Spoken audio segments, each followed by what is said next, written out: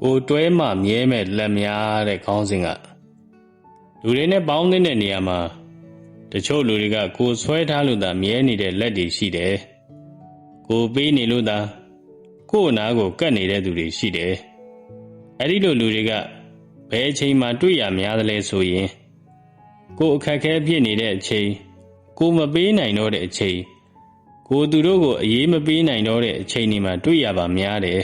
။အရင်ကအပေါင်းအသင်းတငယ်ချင်းတွေအများကြီးဆိုတိတ်ပြီးပျော်ရွှင်ရတယ်။အဲ့ဒီလူတွေကကိုတကယ်အခက်ခဲလဲဖြစ်လာရောကိုနားကခွာသွားကြတယ်။အရင်ကကိုပေးနိုင်ကျွေးနိုင်နေတော့မှတိတ်ပြီးခင်မင်ကြတဲ့တပည့်တပန်းတွေမိတ်ဆွေအပေါင်းအသင်းတွေဟာကိုမရှိတော့လို့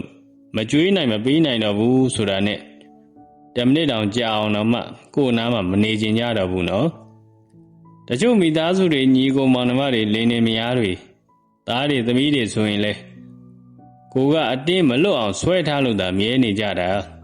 ကိုကသာမဆွဲပဲထားကြည့်သူ့အလိုလိုဖွဲခွာသွားကြမှာပဲဒါကြောင့်အရန်ကြီးလူတွေကိုမတွေ့တာပါနဲ့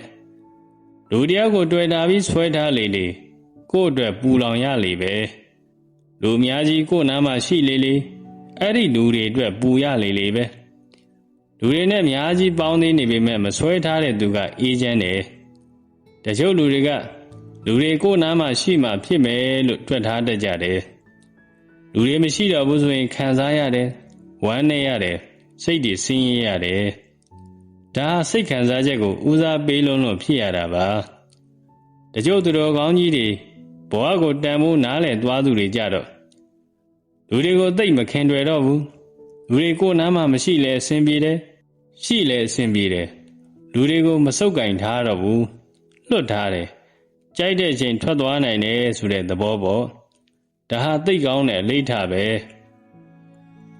အမှန်တော့လူတွေဟာတွေ့ဆုံကြုံကွဲဖြစ်မြဲဓမ္မတာပဲအခုတွေ့မယ်တော်ကြနေခွဲချင်ခွဲရမှာပဲအခုချစ်မယ်တော်ကြမုန်းကြည့်လဲမုန်းရမှာပဲဘလောက်ကိုကစိတ်လိုလက်ရနဲ့ဆွဲထားခွဲရမယ်ကံပါလာရင်ခွဲရမှာပဲဘလောက်တန်ဖိုးထားပြီးလှုပ်ပေးသူတို့သွားချိန်တိုင်းသွားကြမှာပဲတခုပဲထွက်ခတ်မခတ်သွားအောင်တော့ကိုယ့်ဘာကိုသတိလေးနဲ့နေပါလူဆိုတာမနေကျင်တော့ဘူးမဆုံးကျင်တော့ဘူးမတွေ့ကျင်တော့ဘူးဆိုရင်အကြောင်းပြချက်မျိုးမျိုးပြပြီးပြဿနာတွေရှာပြီးထွက်သွားတတ်ကြတယ်အဲ့ဒီခါကျမှမုန်းကြဆဲကြဆူကြရိုက်ကြနှက်ကြဆိုရင်ကြားမကောင်းပါဘူးဒါကြောင့်ဘဝမှာကိုတွဲမှမြဲမဲ့လက်တွေကိုလျှော့ထားပါကိုမတွဲလဲမြဲမဲ့လက်လေးတွေကိုတွဲကြပါလို့တိုက်တွန်းလိုက်ပါတယ်နော်